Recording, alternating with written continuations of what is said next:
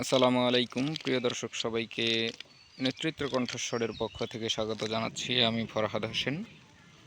আমরা এই মুহূর্তে দেখানোর চেষ্টা করছি যে আবহাওয়া অধিদপ্তরের দেওয়া তথ্য অনুযায়ী কয়েকদিনের টানা বৃষ্টি বলয়ের প্রভাবে গত রাত থেকে মুষলধারে বৃষ্টি চলছে। সেই বৃষ্টির প্রভাবে আজকে জমিতে প্রায় ৩-৪ ইঞ্চি পানি জমে গেছে। সেই প্রভাবেই কিন্তু মানুষ বিপাকে পড়েছেন, যারা ভুট্টা এবং বোরো ধান লাগিয়েছেন সেই মানুষজন।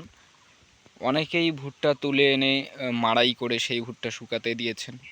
এই যে আপনারা ভিডিওতে দেখছেন, এভাবে ভুট্টা শুকাতে দেওয়ার পর কিন্তু আজকের এই ঘন বৃষ্টি, তুমুল মুষলধারে বৃষ্টির কারণেই এই ভুট্টা ঢেকে রাখা অবস্থায় নিচে পানি ঢুকেছে কিনা সন্দেহ। এবং আরেকটি বিষয় আপনাদের দেখাই যে এই ভুট্টাগুলো কিন্তু গতকাল তুলে নিয়ে আসা হয়েছে জমি থেকে। এই ভুট্টা তুলতে গিয়ে যে পরিমাণ এবার শ্রমিকের মজুরি বৃদ্ধি এবং শ্রমিক সংকট থাকার কারণে মানুষ তাড়াহুড়ো করে বেশি মজুরি দিয়েও শ্রমিক নিয়ে এই ভুট্টা তোলার কাজ করছে।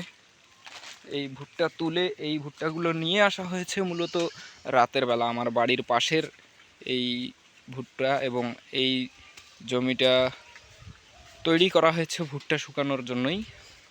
পাশেই নাবি জাতের, অর্থাৎ আমরা এই গ্রামের এলাকায় যেগুলোকে নমলা চায়না বলি, সেই বোরো ধান লাগানো হয়েছে। এবং এই জমিটা আমাদের এই জমি, আমরা এখানে শুধুমাত্র ভুট্টা শুকানো হবে। এলাকার সবাই আমরা ভুট্টা শুকাবো, সে কারণেই কিন্তু এই জমি ফাঁকা রেখেছিলাম।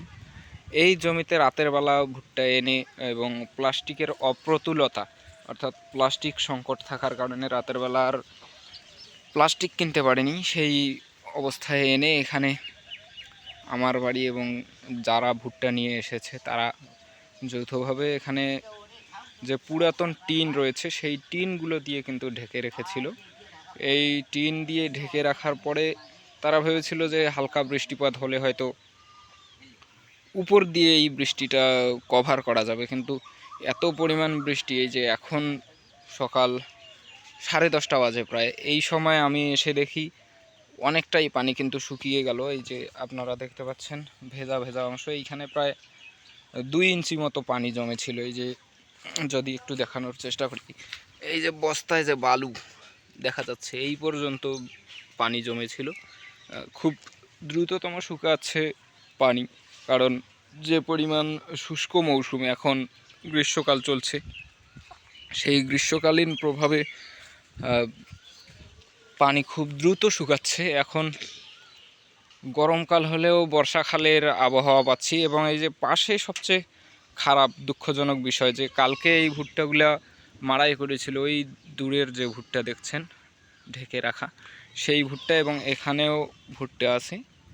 এই ভুট্টাগুলোর অবস্থা কি হবে এটাই ভাবার বিষয়। পাশাপাশি যদি আরেকটু দেখাই, এই যে এইভাবে বাড়ির উঠানেও কিন্তু অনেকেই ভুট্টা শুকাতে দিয়েছেন, সেগুলোকেও ঢেকে রাখা হয়েছে। এবং এই হঠাৎ মুষলধারে বৃষ্টি হওয়ার কারণে যেখানে ভুট্টা শুকাতে দেওয়া হয় সেই জায়গাগুলো তুলেও মানুষ একদম ভালোভাবে ঢেকে রেখেছে। সবচেয়ে দুঃখের বিষয় যে কষ্ট করে ফসল ফলিয়ে এই একটি সংকটের সময়ে প্রচুর তেল নিয়ে সংকট, বিদ্যুৎ নিয়ে সংকট, তার মাঝেই সেচ ব্যবস্থা চালু রেখে সার নিয়ে সিন্ডিকেট, সব কিছুর মাঝেই মানুষ এত কষ্ট করে ফসল ফলিয়েছে এবং ফসল তোলার মুহূর্তে এসে যে এই বিড়ম্বনা, এটা আসলে খুব খারাপ একটা অবস্থা।